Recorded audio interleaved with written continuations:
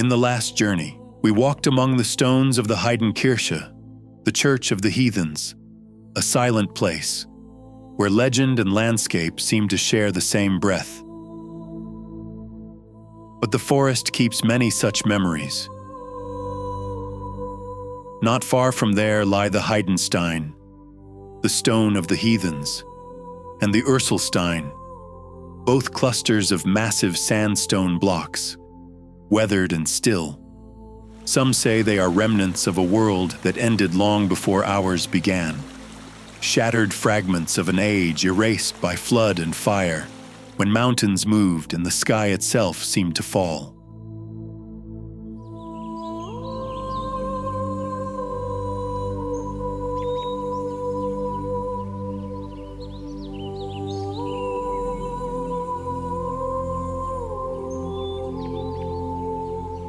The path narrows as I walk, the sound of the forest growing deeper with every step. Pine, earth, and silence, the old companions of these hills. Sometimes I wonder how many paths like this have been walked before. How many eyes have seen the same light breaking through the branches.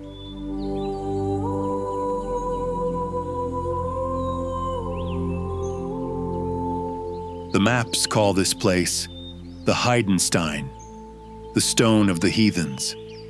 But names change more quickly than the land itself.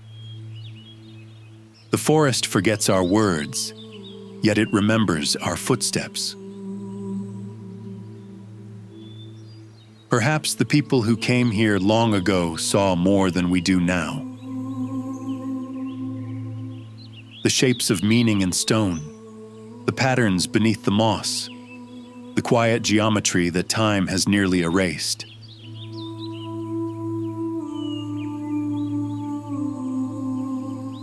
Each step feels like walking between worlds, one of memory and one that still waits to be understood.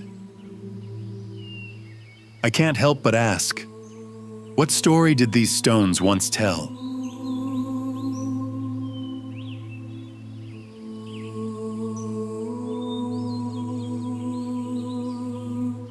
The tip of the rock points exactly north. Coincidence or intention?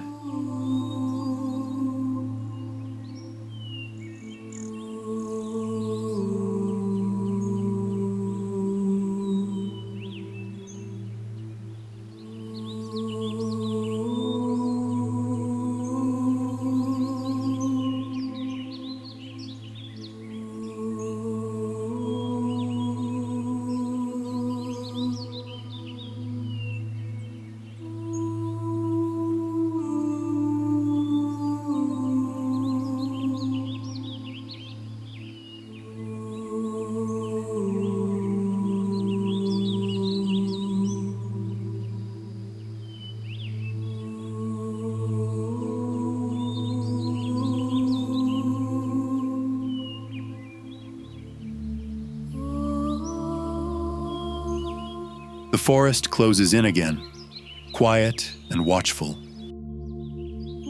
Along the path, stones lie scattered among the roots. Massive shapes half sunken in the ground, as if a greater pattern had once held them together, and now only a few fragments remain, the faint outline of something vast that once stood here.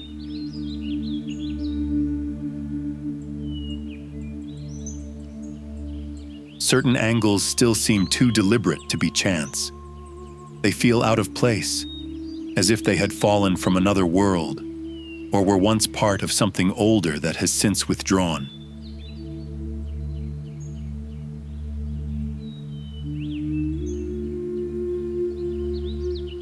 I follow the trail upward, wondering how far these traces reach, and what story they are still trying to tell.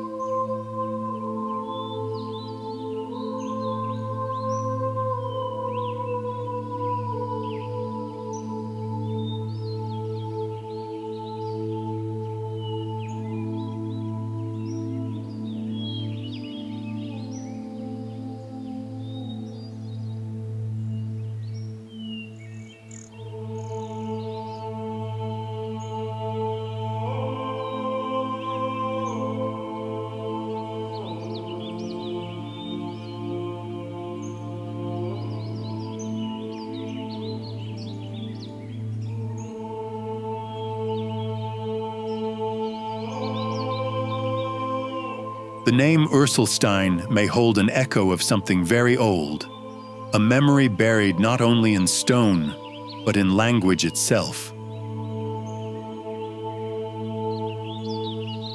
Ursa, the bear.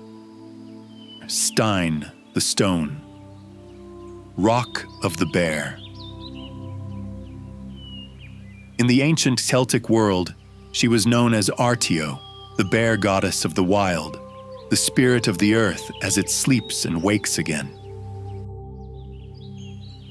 Each winter, the bear withdraws into darkness, vanishing beneath the roots of the world, only to rise again with the spring. A living symbol of return, that even after silence and loss, the earth remembers how to begin anew. Perhaps that is what the Urselstein whispers too, a story not only of what has fallen, but of what still waits beneath, ready to awaken when the time is right.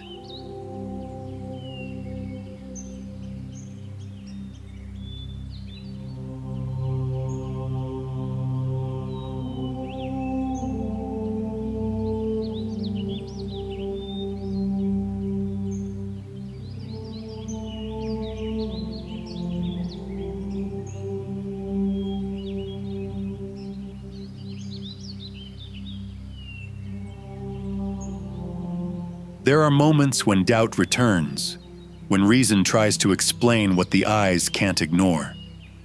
Maybe it's all coincidence, shapes born of wind and time, fractures and gravity pretending to be design. But then there are things so clear, so precise, that to call them chance feels like turning away from truth itself.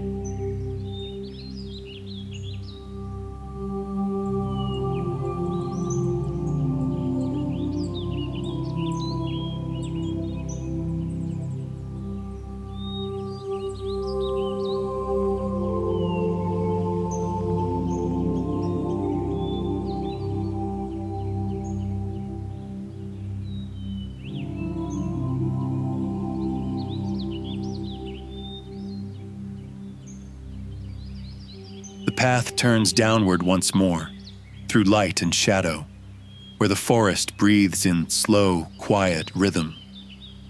Behind me, the stones grow still again, their silence returning to the hills. I don't know what they truly are, ruins, memories, or the work of the earth itself, but they carry a weight that feels older than reason, older than belief. And I leave knowing that the forest keeps its own truth, patient, unseen, alive.